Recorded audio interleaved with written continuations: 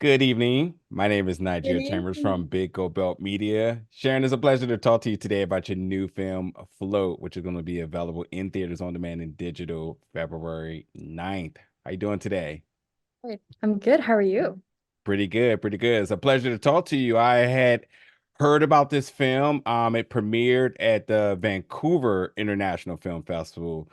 And That's right. didn't get a chance to cover that, but I had heard good things about it. Try to really spread myself out in new territories and film festivals and try to hear what was the hottest and best films coming from out of that. And you know how film festivals work. You know, they premiere, maybe hit another one, then kind of disappear for a while. But ultimately, now that you got your premiere, grants this opportunity to check it out. And again, it's in theaters on demand and digital February 9th. Um, and also, let me also put some respect on your other project that's coming down the pipeline too. You got Code 8 Part 2, which trailer dropped today, which is coming to Netflix Yeah. February 28th. Congratulations on that. Thank you so much. Absolutely. So you have a directing and writing credit for this. You have the writing credit for that. All things considered, the work that you've been putting in for over the years, just with those emotions, reactions, and so on. Yeah. Well, I mean, it's been such a pleasure working with this team. Obviously, Jeff Chan, who brought me on to Float, to work with Robbie. We made this film for Robbie, based on the Wattpad property, and they also brought me on to Code 8. So it was a pleasure working with them, and obviously you keep working with the people that you like. So yeah, that was a really great opportunity to be able to work on both projects. Yeah. But yeah, I was definitely obviously more involved in Float as the director. So yeah, it's been great. I figured you just probably dislike Robbie. I mean, I think he's a fantastic guy, good actor. You know, if there's one thing he knows how to do is invoke emotions, and I think that just makes way for wanting to continue to be around to such a phenomenal person he is. And once again, in this role as Blake, he does everything I expect him to do and more. But to kind of talk about some of the elements of flow, I think the first question I asked myself was, that I was going to ask you was your first of all, can you swim? Me, Yes. yeah, I can't. Okay. I mean, I can swim probably just as well as Waverly can. But I have taken, yeah, I took adult swimming lessons before I Yeah. went traveling because I sort of, yeah, missed that as a kid. I was moving around a lot with my family. I Yeah. think actually it's a pretty common immigrant experience, Okay. um, that you kind of miss the swimming of it all. Even though my dad is a great swimmer, we just never really went to swimming class. Yeah. Um, I'm still kind of uncomfortable in the water, but yeah, I wish I could swim better for sure. Yeah, and I was going to ask, like, when you talk about your first exposure to swimming, whether it's swimming lessons or someone taught you, is there anything that kind of jumps out at you from that? I think because this film sort of allows the viewers to kind of channel back to, I do remember the first time I got in the water, or who assisted me, or what disastrous almost happened the first time I got in there. Is there any stories for yourself that sort of goes down that sort of narrative? I think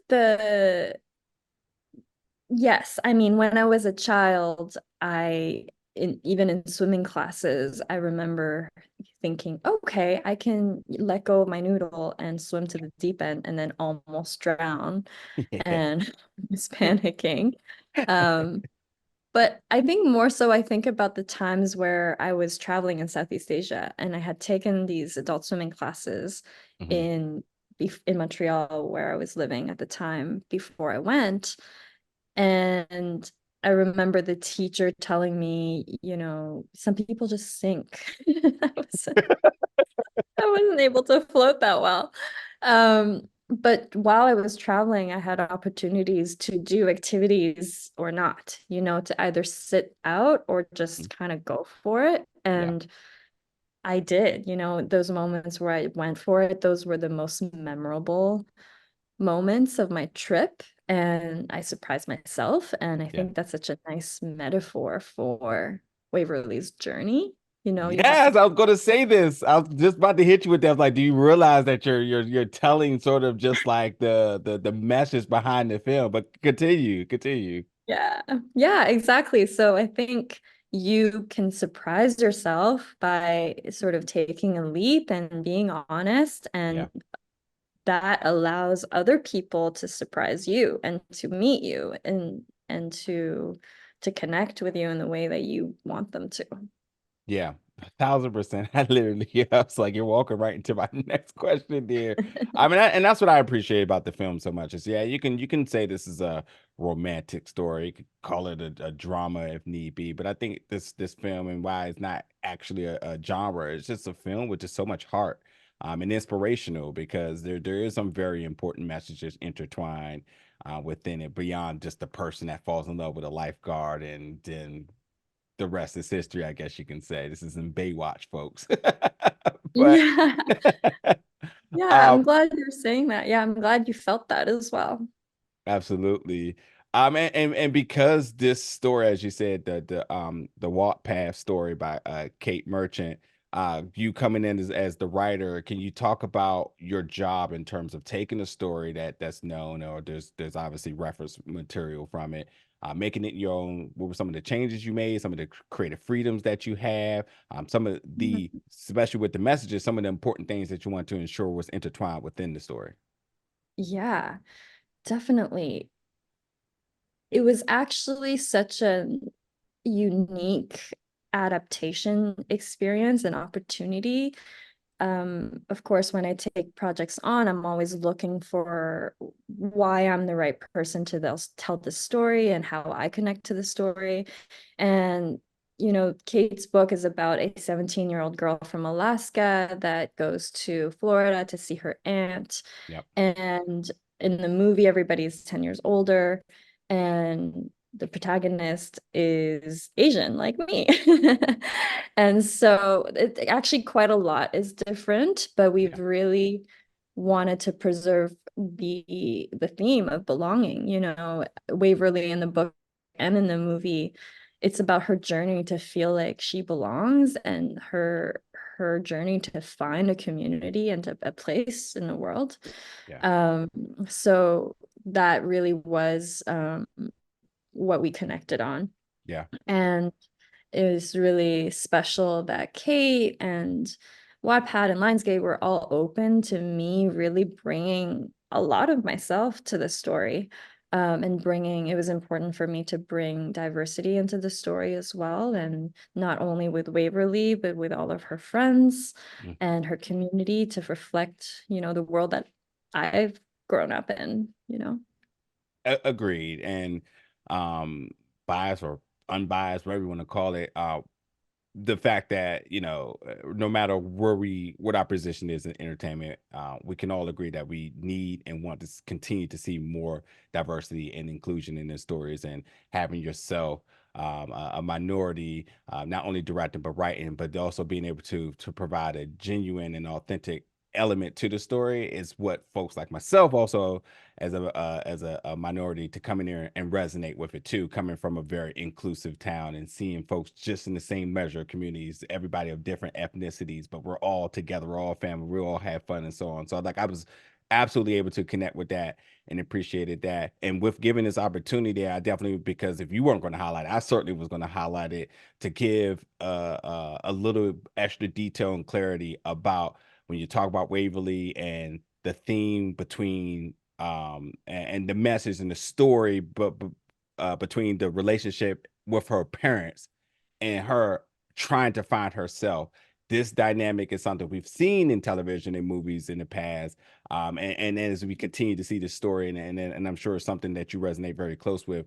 Can you talk about why that element was very important? How did you connect with it? And as you mentioned, how Waverly is much like yourself, was this also a challenge within your life and ultimately getting to this point in your career? Absolutely. I think, I've always had a complicated relationship with my parents. I think as an immigrant. that's a common experience. But I also think, you know, parent-child relationships are complicated, you know. Um, Even in Kate's book, you know, Waverly is sort of upset with her parents because they've just kind of shipped her to her aunts because they didn't know what they were going to do with her for the summer. So there's definitely like a initial conflict there. Yeah. Um, and yeah, I think the backdrop of the reasons why she's in this beach town, her desire to form relationships with not only Blake, but her parents, it's all sort of a parallel journey Yeah. of, you know, talking about what you want and being honest and vulnerable about how you're feeling. Yeah. So I know it's a very difficult conversation to have, especially with family, especially with your parents. Yeah. So I hope this will inspire people to do so. And even for myself, you know, Yeah. I can't necessarily say that I've done what Waverly has done with Yeah. my family, but you know, I'm working on it. Yeah. Yeah, and Yeah. you being a part of this is what does inspire. Whether you were able to do it yourself, but you obviously are still channeling the message. And something I think is super important as well too is we need to remove this label of choosing yourself to be a negative thing. You know, and Mhm. everybody in every other way wants to pull you in all these different directions, but choosing yourself is absolutely not a negative thing. It should not be looked down upon and so on. And that's what I loved about the character, but also ultimately respected the character that she chose herself. Her parents wanted her to do this. Her parents laid this foundation path and said, you're supposed to do this and all this other stuff. And why it seems to be the American way, should we say, she decided that she wanted to do it her way. And again, that's the inspiration that I think our generation after us is going to be okay as long as they continue to Yeah. do so. You know, we And I we think all come. also, Go ahead. sorry. No, no, no. Go ahead. I was just gonna add that part of I hope the takeaway, you know, from Waverly is that we also have to take responsibility for Yeah, ourselves. And I don't know if you remember, there's a part in there's a scene with her aunt where she asks her aunt, why do I have to do all the work?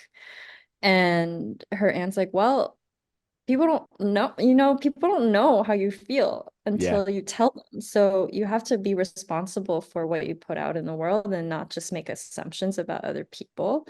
yeah, And people can't read your mind. So it is tough. It is a lot of work, but yeah. you do have to take that accountability as well.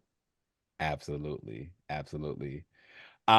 Wrapping up my final two questions here. Going back to Robbie, I mean, from Xmas to Upload, I mean, who can't he pair with? I want to know your first reactions in terms of seeing Robbie and Andrea together on screen, which was on paper, I'm like, okay, let's see how it works. But seeing them seeing the film, you're like, holy hell, let Yeah. me look this up. Are they actually a thing? Like it meshed so good. He just continues to do that. I swear Robbie keeps this up, man. He's gonna end up in one of those Vanity Affair magazines or People's magazines, man. Just grabbing the hearts of everybody because he just does so well into pairing with other cast members, but ultimately making us buy into every relationship he's in. I actually feel really bad because I feel like he's cheating on Nora from Upload. Like I'm just like, I need to cause there's a problem going on right now. Stop this Yeah, guy right now. He's a menace. But what was your first I reaction do. seeing him on screen? Yeah, I do love him in Upload. He's so good. Yeah, that relationship is definitely one to root for. And Yeah, you're right, he's got a really special talent. I think that speaks to his ability to be really present yeah. with his scene partners, with his, you know, romantic on-screen romantic partners. I've seen this movie float so many times, and I still smile so hard at the two of them. So, I mean, that's exciting. I'm glad that you felt that way. And yeah, I mean, he is a pretty good-looking dude, and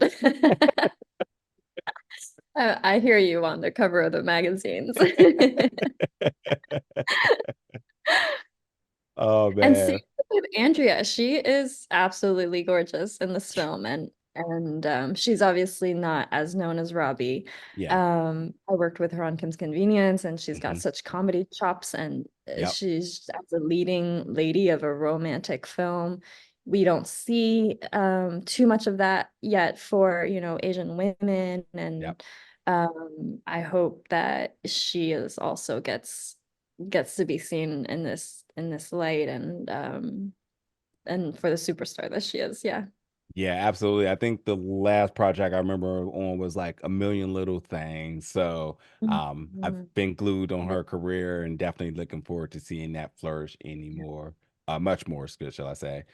Final question, because we have to wrap here. I'd be remiss if I didn't ask you again. Once again, folks can check out Float, which is going to be available in theaters on demand digital February 9th. And as I mentioned, Code 8 Part 2 returns to Netflix February 28th, because I am a person now, a fan of yours, that have got to make sure that we give an opportunity to promote outside of these two projects.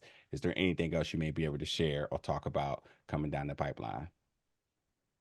Well, I have been directing on a show called Run the Burbs.